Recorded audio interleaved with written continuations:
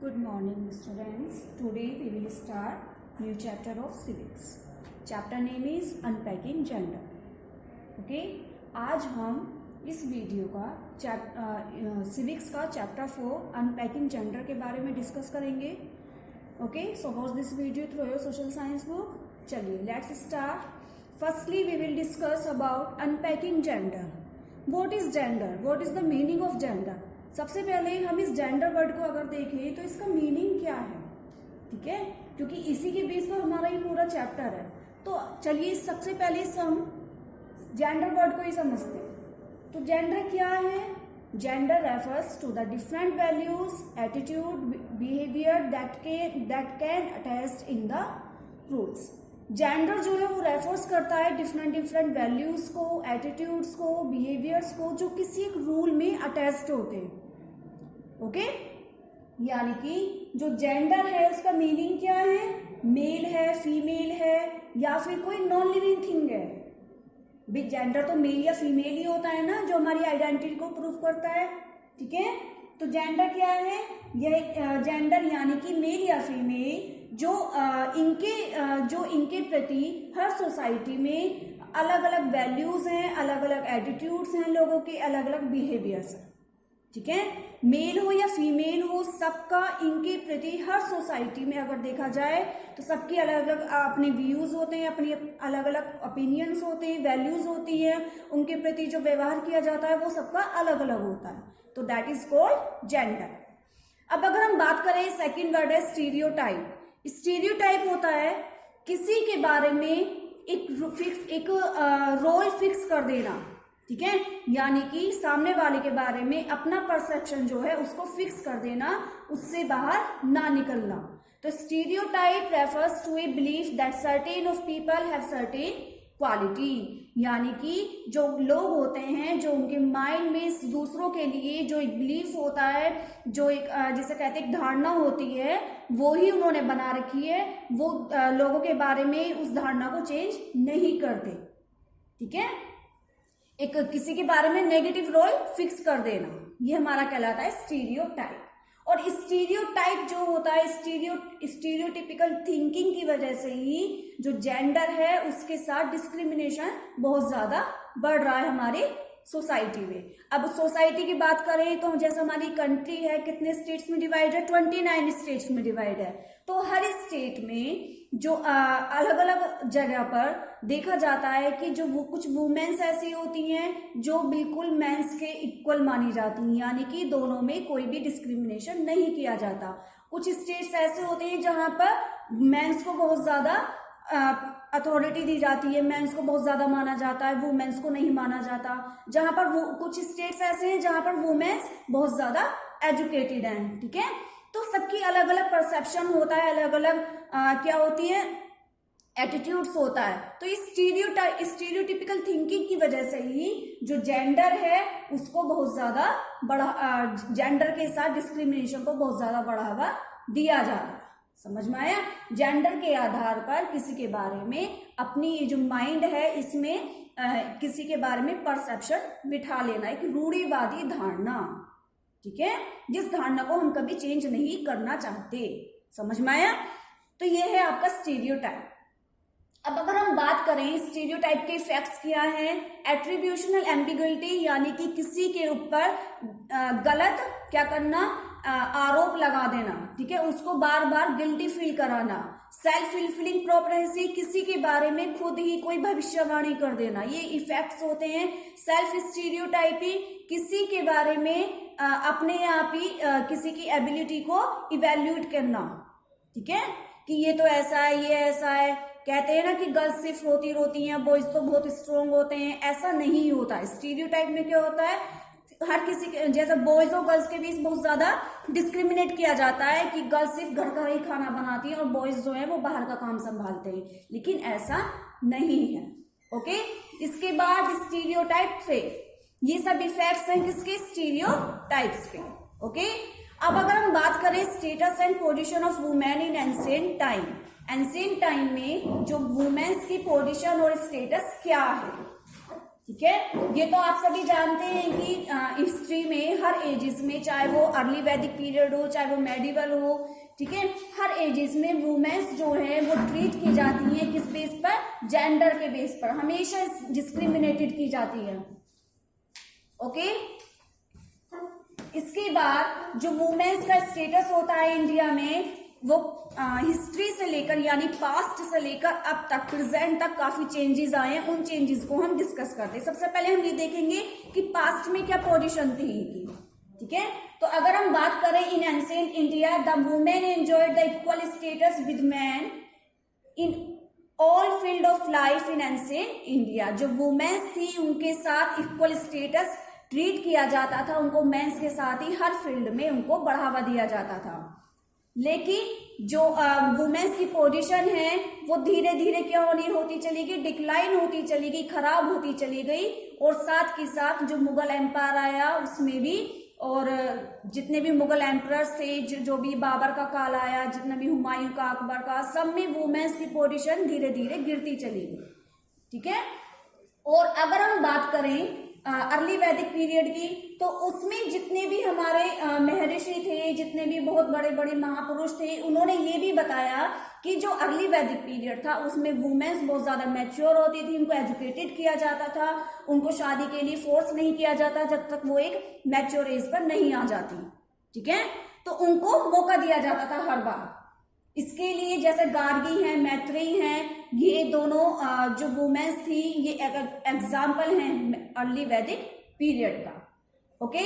लेकिन जो इंडिया की वुमेन्स हैं उनकी जो पोजीशन सोसाइटी में धीरे धीरे खराब होती चली गई। कब? मेडिवल पीरियड में, जो मध्यकाल आया उसमें वुमेन्स की पोजीशन बिगड़ती चली गई। And during and after the British rule the condition of women was not very good. और जब जो ब्रिटिश काल था, जब अंग्रेजों का काल आया, उस समय भी वुमेन्स की जो कंडीशन थी वो गुड नहीं थी, ठीक है।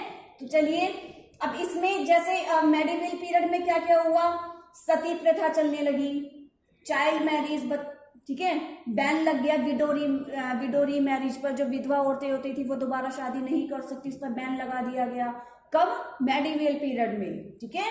और पर्दा प्रथा चलने लगी, जौहर प्रथा चलने लगी, पॉलीगामी, ये देखिए यहाँ पे ये पर्दा प्रथा कि वुमेन्स जो हैं वो बाहर बिना पर्दा किए बाहर नहीं निकल सकती। जौहर क्या होता था कि अगर मान लो किसी वुमेन का हस्बैंड युद्ध में गया है, युद्ध करने गया है, तो अगर वो युद्ध में हार जाता है तो उसकी जो वाइफ जो होती थी वो आग में खुद को जला लेती थी, जौहर कर लेती थी। पॉलीगामी यानी कि जो उस समय जो राजा थे वो एक से ज्यादा वाइफ होती थी उनकी, जो एक से ज्यादा विवाह किया करते थे, वो पॉलीगामी कहलाता था, ठीक है। तो ये सारी प्रैक्टिसेस जो थी वो उस समय देखी गई। और वुमेन्स का स्टेटस आप देख ही सकते हैं, जब ये सब होता था, पर्दा, जौहर, पॉलीगामी, तो वुमेन्स के साथ किस तरीके से भी उनका व्यवहार था, ठीक है, आप देख सकते हैं। इसके बाद अगर हम बात करें, in spite of these condition some women excellent in the field of political, literature, education, religion, ठीक है। देख सकते हैं जो रजिया सुल्तान थी वो एक ओनली ऐसी वुमेन थी जिसने पूरे दिल्ली पर कब्जा किया। चांद बीबी जो थी उन्होंने अहमदनगर के खिलाफ, किसके, जो मुगल फोर्सेस थे अकबर के, उनके खिलाफ उन्होंने युद्ध किया। चांद बीबी ने अहमदनगर को हरा दिया था। जहांगीर की जो वाइफ थी नूरजहां, वो भी बहुत ज्यादा क्या थी, effectively imperial power and was recognised as the real force behind the Mughal throne. जो नूरजहां थी उन्हें भी बहुत ज्यादा जहांगीर के, कहते हैं कि जहांगीर की जितनी भी काबिलियत थी, हर चीज थी, उसके पीछे नूरजहां का हाथ था, ठीक है। और शिवाजी की जो मदर थी जीजाबाई, वो was deputed as queen regent because of her ability as a warrior and administration. जो शिवाजी की मदर थी जीजाबाई, वो अपने एडमिनिस्ट्रेटर की वजह से, अपनी एबिलिटी की वजह से, ठीक है, और उनकी बहुत ज्यादा क्वालिटी की वजह से उनको क्या कहा जाता था, उनको उनके रीजेंट की रानी बना दिया गया, जो उनका एरिया था, ठीक है। ये सब था। इसके बाद ब्रिटिश रूल की अगर हम बात करें, ब्रिटिश रूल में जो वुमेन्स थी वो कंसीडर्ड की जाती थी कंप्लीटली इंफीरियर, इंफीरियर, ठीक है, means inferior to male having to significance no personality, they were almost uneducated. यानी इंफीरियर क्या होता है, जिसमें सिर्फ मेल को ही मेल को ही इंपॉर्टेंट माना जाए, और जो वुमेन्स होती है उनकी कोई पर्सनैलिटी नहीं होती, वो अनएजुकेटेड होती हैं, ठीक है। तो सम सोशल रिफॉर्मर्स, अब कुछ सामाजिक ऐसे वो आए रिफॉर्मर्स, कुछ सोशल रिफॉर्मर्स जिन्होंने वुमेन्स की जो स्टेटस था उसको इम्प्रूव करने की कोशिश की, ठीक है, सब उनके राइट के लिए लड़े। जैसे हिंदू धर्मशास्त्र and custom had already paved the way of their complete subordinate of male through deprivation of property rights, worship of husband as god, dowry and sati system, ठीक है। इसके बाद इसमें जो सोशल रिफॉर्मर्स थे, जैसे कौन कौन, राजा राम मोहन राय, सर सैयद अहमद खान, ईश्वर चंद विद्यासागर, महात्मा ज्योतिबा फूले, ये सब भी वुमेन्स के अपलिफ्टमेंट के लिए लड़े, ठीक है। राजा राम मोहन राय का तो एफर्ट्स भी है, कौन सा है, सती प्रैक्टिस को उन्होंने एबोलिशन किया, यानी सती प्रैक्टिस को उन्होंने हटाने का प्रयास किया 1829 में, और विडो रीमैरिज एक्ट भी लाए वो 1856 में। कौन लाए थे, ईश्वर चंद्र विद्यासागर। राजा राम मोहन राय ने सती प्रैक्टिस को हटाया, और जो ईश्वर चंद्र विद्यासागर थे उन्होंने विडो रीमैरिज एक्ट को लीड किया, ठीक है, उसको बढ़ावा दिया। इसके बाद रानी लक्ष्मीबाई हैं, आप जानते हैं कौन थी, क्वीन ऑफ झांसी, ठीक है। उन्होंने ब्रिटिश के खिलाफ युद्ध किया 1857 में, और अब वो क्या जाने जाती हैं, एक as a nationalist hero. Begum Hazrat Mahal, the को ruler of Awadh, was another rule lead the revolt of 1857। Begum Hazrat Mahal थी, उन्होंने भी 1857 में ब्रिटिश के खिलाफ युद्ध किया था, ठीक है।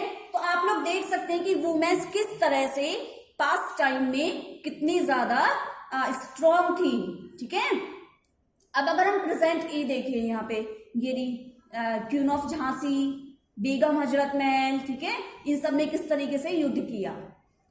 और ये है हमारी सावित्री फूले, ये सारी सोशल रिफॉर्मर्स वुमेन्स थी जिन्होंने महिलाओं के हक के लिए काफी सारे कार्य किए। अब अगर हम बात करें प्रेजेंट टाइम की, कि प्रेजेंट टाइम में जो वुमेन्स हैं वो हर फील्ड में अपना रोल बहुत अच्छे से निभा रही है। जैसे चाहे वो आपका पॉलिटिकल फील्ड हो, चाहे वो आपका स्पोर्ट्स फील्ड हो, और चाहे वो आपका मेडिकल का हो, कंप्यूटर का हो, ठीक है, सिंगिंग का हो, ड्राइंग का हो, आर्ट्स का हो, हर फील्ड में वुमेन्स का जो रोल है बहुत ज्यादा बढ़ता जा रहा है। और जो वुमेन्स हैं आज के टाइम पे बहुत ज्यादा सेल्फ डिपेंडेंट होने लगी, वो किसी पर सेल्फ इंडिपेंडेंट होने लगी, वो किसी पर डिपेंड नहीं रहना चाहती, ठीक है। तो ये जो स्टीरियोटिपिकल थिंकिंग है, हमें इसको हटाना चाहिए, ठीक है। ऐसा नहीं है कि किसी के जेंडर के बेस पर हम उसको ट्रीट करें। कास्ट, जेंडर देखना, उसका कास्ट देखना, उसकी रंग रूप देखना, ये सब क्या है, ये बहुत ही जिसे कहते हैं सामने वाले के परसेप्शन को, सामने वाले के एटीट्यूड को खराब कर देने वाली चीज है। तो इसलिए हमें इन सबको अवॉइड करना चाहिए, ठीक है। अब अगर हम बात करें जेंडर इनइक्वालिटी जो है हमारे भारत में, वो किस किस वे में बढ़ रही है। जो जेंडर इनइक्वालिटी है, जेंडर के साथ जो असमानता की जा रही है, वो किस किस वे में, तो आप लोग देख सकते हैं, ये है ग्रोथ पॉपुलेशन का बहुत ज्यादा बढ़ जाना, ठीक है, literacy, sex ratio, social economic status, child marriage कर देना, सोशल डिस्क्रिमिनेशन, सामाजिक भेदभाव, low household and social status, इन सभी टर्म्स में जेंडर इनइक्वालिटी एग्जिट थी हमारे इंडिया में। जो महिलाएं हैं, महिलाओं को एजुकेटेड बहुत कम किया जाता था, इसलिए लो लिटरेसी है हमारे इंडिया में, अगर मेंस के अकॉर्डिंग देखा जाए, ठीक है। तो मेंस जो है, अगर हम लिटरेसी लेवल देखें इंडिया में मेंस का, तो वो तो है हमारा 70, मेंस का जो है वो 82.14% है। लेकिन अगर हम फीमेल लिटरेसी लेवल देखें तो वो है 65 ओनली, ठीक है। चाइल्ड मैरिज की जाती थी, सोशल डिस्क्रिमिनेशन किया जाता था उनके कास्ट के अकॉर्डिंग, उनके रंग रूप के अकॉर्डिंग, उनके जेंडर के अकॉर्डिंग, कि महिलाएं नहीं आ सकती इस समाज में, ठीक है। अगर वो आती भी थी तो उनके लिए बहुत सारी कंडीशंस थी। सोशल स्टेटस देखा जाता था कि इसके समाज में कितनी प्रतिष्ठा है, कितना इसकी रेस्पेक्ट है, ठीक है। तो इन सभी टर्म्स में जेंडर इनइक्वालिटी बहुत ज्यादा बढ़ती गई हमारे इंडिया में, ठीक है। तो चलिए इस वीडियो में हम ये सारे टॉपिक कवर किए हमने। आई होप आपको अच्छा लगेगा। और नेक्स्ट वीडियो में मैं आपको नेक्स्ट जो जितने भी इसके रिमेनिंग टॉपिक्स रह गए हैं कि हमारी जो गवर्नमेंट है उसने वुमेन्स को आगे बढ़ाने के लिए और कौन कौन से स्टेप्स उठाए, ठीक है, उन सब के बारे में डिस्कस करेंगे। जेंडर एम्पावरमेंट के बारे में डिस्कस करेंगे। ओके, समझ में आया? चलिए, बी सेफ, बी हेल्थी।